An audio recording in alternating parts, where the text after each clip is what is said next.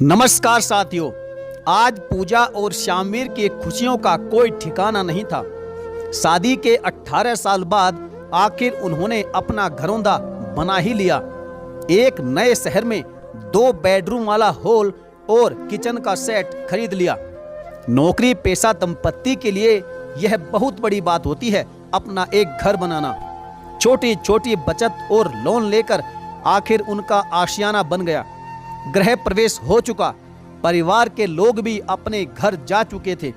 पूजा ने बड़ी किफायत से अपने नए घर के लिए ढेर सारी सजावट का सामान सहेज कर रखा था।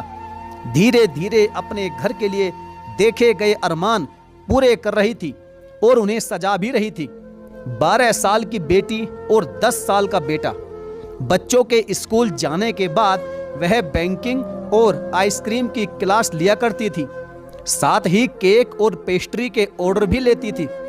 सारा घर सेट हो जाने पर पूजा ने चैन की सांस ली। अब उसे अपनी बेकरी का प्रचार करना था। नीचे गेट पर जाकर सिक्योरिटी गार्ड को पंपलेट दिए और साथ में मेहनताना भी दिया ताकि वह आने जाने वालों को उन्हें देता जाए। साथ ही लिफ्ट के पास चिपका भी दिए। पूजा एक मध्यम शक्ल सूरत की मेहनती और आदर्श गृहिणी थी।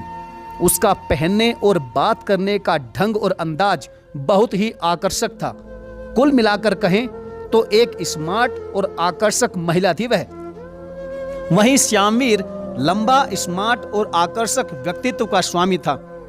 परिवार सुखी और संपन्न था। यह सब पूजा की कुशलता और सलीके से गृहस्थी चलाने का नतीजा था।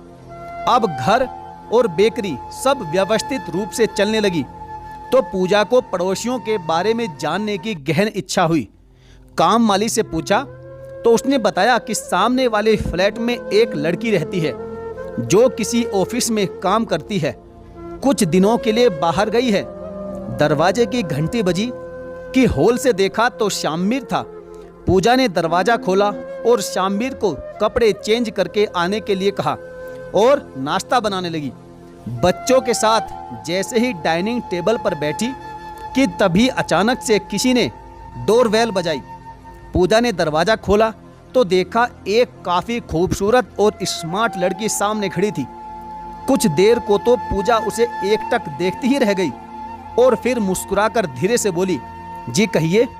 लड़की ने बेफिक्री से अंदर आते हुए कहा, जी आपके घर के आगे नेम प्लेट देखी तो जानने की इच्छा हुई कि सामने वाले फ्लैट में कौन आया है।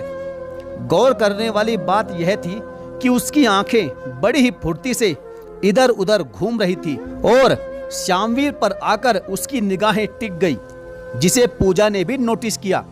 पूजा ने औपचारिकता से उसे स्नैक्स ऑफर किए, जिसे बड़ी बेतकल्लुफी से उसने स्वीकार किया। रेशमा, हाँ यही नाम बताया था उस लड़की ने अपना, और खा पी कर जाने लगी।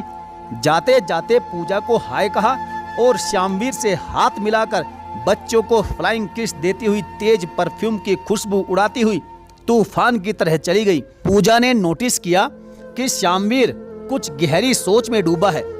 पूजा ने जानबूझकर कहा, कितनी स्मार्ट लड़की है ना। शामवीर बोला, हाँ ये तो है, और कुछ सोचता हुआ बाहर निकल गया। उसके बाद तो पूजा की जिंदगी बदलने लगी। रेशमा कभी भी उनके घर चली आती। ज्यादातर वह वही समय चुनती जब शामवीर घर पर होता था। बच्चों को विदेशी चॉकलेट और खिलौने देकर प्रभावित करने का एक भी मौका नहीं छोड़ती थी। शामवीर को विदेशी परफ्यूम गिफ्ट किया। पूजा को हंसी उड़ाने वाले अंदाज से बोली, तुमको तो इंडियन सामान पसंद आता होगा, बहुत सिंपल जो हो इसलिए। पूजा ने तुरंत शामवीर की तरफ देखा, शायद वह मेरे लिए कुछ कहेगा। पूजा बिना मेकअप के भी बहुत प्यारी है, उसकी सादगी में ही उसकी सुंदरता है। लेकिन शामवीर मुस्कुराता रहा, कुछ नहीं बोला।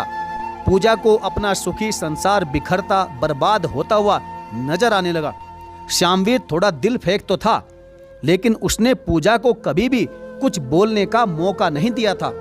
लेकिन शादी के 18 साल बाद 2 बच्चों के होने के बाद इस तरह से बदल जाएगा, यह तो पूजा ने कभी सपने में भी नहीं सोचा था। अब तो हद ही होने लगी। रेशमा कभी भी धमक जाती, खाना पीना बिना किसी संकोच के खुद ही सर्व कर लेती। पूजा श्यामवीर से कुछ कहती तो वह उसे टोक देता और कहता कि यह एडवांस सोसाइटी है, यहाँ सब ऐसे ही फ्री रहते हैं, तुम भी अपने आप को कुछ बदलो। पानी सर से ऊपर होने लगा था। रेशमा जानबूझकर श्यामवीर के ऑफिस के समय आ जाती और फिर कहीं ड्रॉप करने की रिक्वेस्ट बड़ी ही अदा के साथ करना, जिसे खुशी के साथ श्यामवीर का कबूल करना और फटाफट दोनों का साथ चले जाना। यह आने वाले किसी बड़े तूफान का अंदेशा था जिसे पूजा अच्छी तरह से समझ रही थी। पति और बच्चे सभी उस जादूगरनी के चंगुल में फंसते जा रहे हैं। मैं अपनी गृहस्थी कैसे बचाऊं? हे भगवान, मायके में बता सकती नहीं और ससुराल में भी नहीं। आखिर करूं तो क्या करूं? सोच विचार में डूबती जा रही थी। तभी पूजा की दरवाजे की डोरबेल बजी तो देखा रेशमा थी। पूजा दरवाजे पर खड़ी रही। रेशमा ने बड़ी ही बेशर्मी से उसे एक तरफ किया और अंदर आकर सोफे पर पसर गई। पर्स से सिगरेट निकाली, लाइटर से सुलगाई और धुआं उड़ाते हुए बोली, मैं क्या कहना चाहती हूँ तुम समझ ही गई होगी।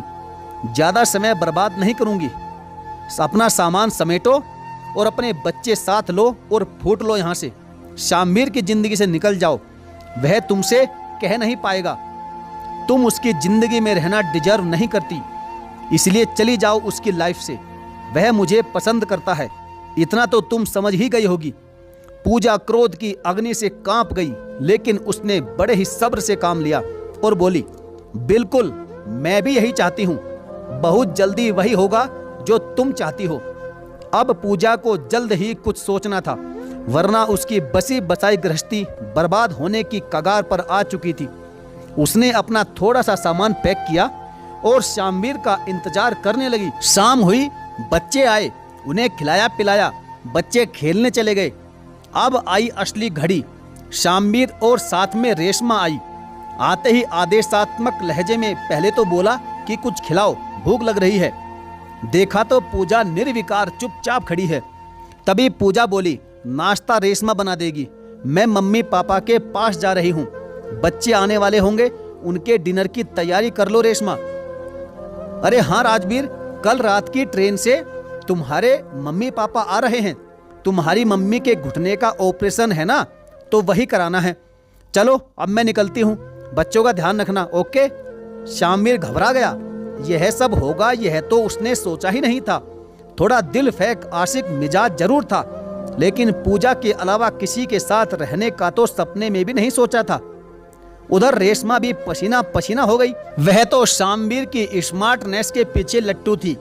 उसके बच्चे और माँ बाप, इन सब से क्या लेना देना था उसे। तुरंत बोली, मुझे देर हो रही है, थोड़ी देर में मेरी फ्लाइट है। बाय बाय करके ऐसी भागी जैसे गधे के सिर से सींग। अब बारी थी श्यामवीर की। जैसे ही पूजा ने नजरें उठाकर श्यामवीर को देखा तो वह रुआंसा हो गया। कान पकड़कर पूजा के चरणों में बैठ गया और बोला, पूजा मेरे पास शब्द नहीं है, मैं तुमसे क्या कहूँ, कैसे तुमसे माफी मांगू। जानता हूँ कि तुम्हारी नजरों में मैं बुरी तरह गिर चुका हूँ, लेकिन मुझे यकीन है कि तुम मुझे जरूर माफ कर दोगी। कुछ देर तक तो पूजा असमंजस की स्थिति में खड़ी रही। दिल और दिमाग की जंग चल रही थी। बच्चों का सोचा, घर की तरफ देखा।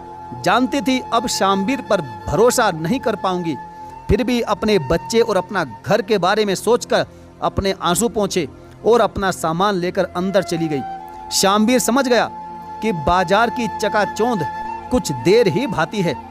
घर के मंदिर में जलता हुआ दिया ही शोभा देता है, बाजार की फुलझड़ी नहीं। उसे समझ में आ गया था कि गर्लफ्रेंड बस साथ में घूम सकती है, वो पत्नी जितनी जिम्मेदारियां कभी नहीं उठा सकती। आज उसे अपनी पत्नी की वैल्यू का अंदाजा हो चुका था कि पत्नी आखिर होती क्या है। उसके बिना घर नहीं चल सकता।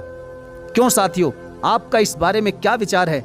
आपकी जो भी राय हो कमेंट बॉक्स में जरूर लिखें। और हाँ, यदि आपने अभी तक हमारे चैनल को सब्सक्राइब नहीं किया है तो सब्सक्राइब करके बेल आइकन को जरूर प्रेस कर लीजिएगा। तो चलिए साथियों, मिलेंगे फिर और किसी दमदार कहानी के साथ। तब तक के लिए धन्यवाद। जय हिंद।